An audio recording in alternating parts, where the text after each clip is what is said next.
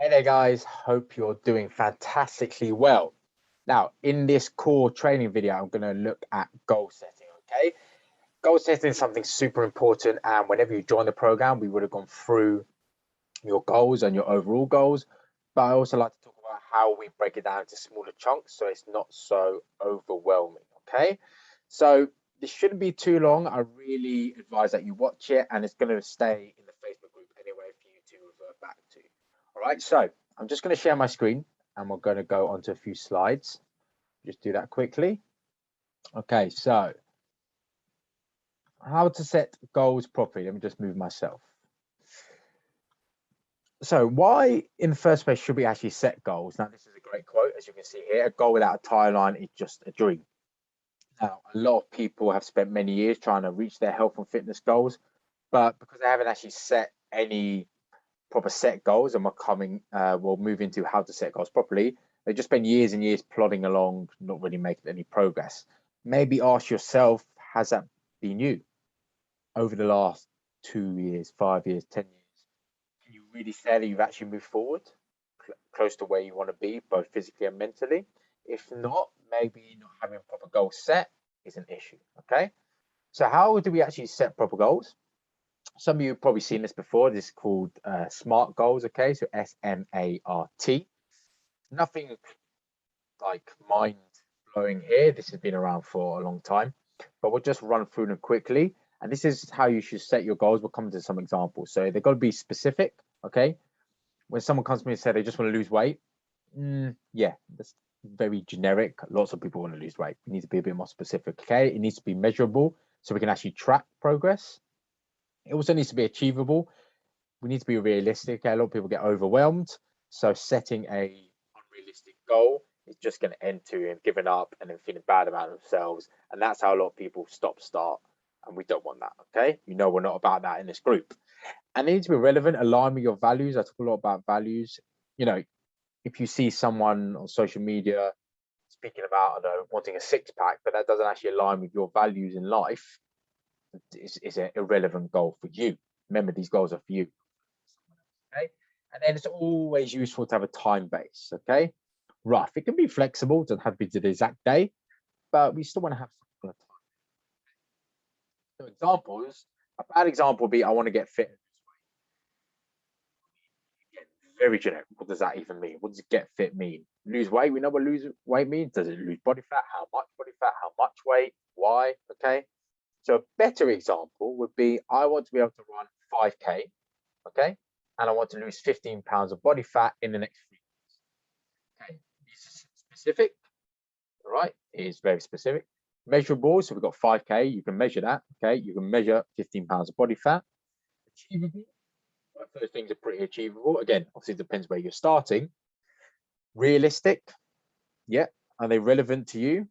I mean, again, this is personal, but if these are your goals and it aligns with your values, that's absolutely fine. Time based, 3 months. Okay. So that good example goal is a SMART goal. Now, a lot of the time, speaking to group about process goals, we have to focus more on that. So we take the outcome goal that we just had. So run 5K and lose 15 pounds of body fat. That's a great goal, but we can't directly control the outcome here. Okay. Especially the fat loss outcome. We can't directly control it, which is why we need to focus on process goals. Every time you step on a scale, you don't know, do a body fat test, you can't actually control what it's going to say, but you can indirectly control how you're going to lose body fat, how you're going to run 5K. So this is some examples for this outcome goal. So let's say 3 times full body workouts a week, 2 times runs, okay, to try and build up your 5K. You want to track our food every day, you want to hit 10 to 12,000 steps, 7 to 9 hours of sleep, 5 to 7 servings of vegetables. We could go on with these process goals. The important thing about process goals is this stuff you can control. You're in control of this stuff, okay? The actual outcome goal is not always controllable directly, okay? So I hope that makes sense. That's why whenever we want to set goals, we want to focus a lot more process goals. Every week in the group, when I ask what are your goals for the week, think more about process goals rather than this goal. Okay, this is your overriding goal, that's fine, but what are your process goals? What can you do this week? Okay, what can you do this month? After we've set these goals and your process goals, we want to add your why. Okay, I've spoken a lot before about why it's important. Again, go back to the goal I use as an example. I want to be able to run 5K and lose 15 pounds of body fat in the next 3 months. Why is that important? Well, I want to feel more confident in myself, my body, and my clothes. That would be related to the body fat. And then I want to run 5K. That will give me more energy so I can run around my kids, for example. Okay. That's a stronger meaning than just I want to run 5K and lose body fat. All right. And I always ask you guys, especially when you first started, what is your why? Why are your goals important to you? The reason I ask that, because when you have a stronger why, whenever we, let's say, hit some bumps in the road, which obviously does happen, we want to remember our why and our reasons for starting this journey. Make them visible. Super important. According to a study done at University of California, 2% to reach your goals are written down. 42%, that's massive. Okay, write them down wherever you can. Paper, post-it notes, have a vision board, on a whiteboard, even on your phone wallpaper. Okay, the important thing is you have them where you can see them. So, for example, for myself, I can't show you now because I'm not in Dubai, but I have a whiteboard that has my monthly goals. Okay, so there's like financial, there's service stuff like for you guys.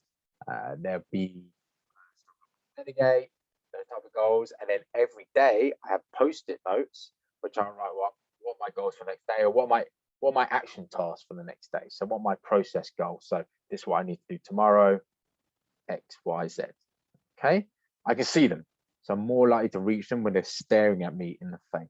Okay, so have them wherever you can see them. I have mine in my office. I don't know, put it on your fridge. Again, if it's on your phone, you're going to see it every day. Whatever you can see them, make them visible. That's super important. Okay, so now it's your turn. Take a bit of time. Okay, if you're feeling like misaligned at the moment, first you write down your overall SMART goal. So go back in this video. Okay, I'll add the slides as well. Write down some monthly process goals. Okay, sorry, some monthly goals, and then your daily process goals. Okay, so go back again to the example. Make sure they're visible, and make sure you can see them every single day. Just so you know, remember what you do every single day adds up. In the last Monday mission, I spoke about the 1% rule. Go back and watch that if you haven't seen it. What you do every day adds up. Okay, become that 1% better every single day, and that compound of getting better and improving will then affect your monthly goals, will then affect your overall goals. Okay, so I hope that helps. A quick seminar then on goal setting, and you can refer back to this anytime. Again, if you haven't done this, we would have done it at the start. Maybe you just need to redo it every few months. We do that, it's no problem. Okay, especially let's say you just got back from holiday, or again you're just feeling a bit off at the moment. Take some time, 10-15 minutes. Okay, write it all down, and then you should feel a bit more aligned again. Okay, so I hope that helps. Any questions, as always, you guys just let me know.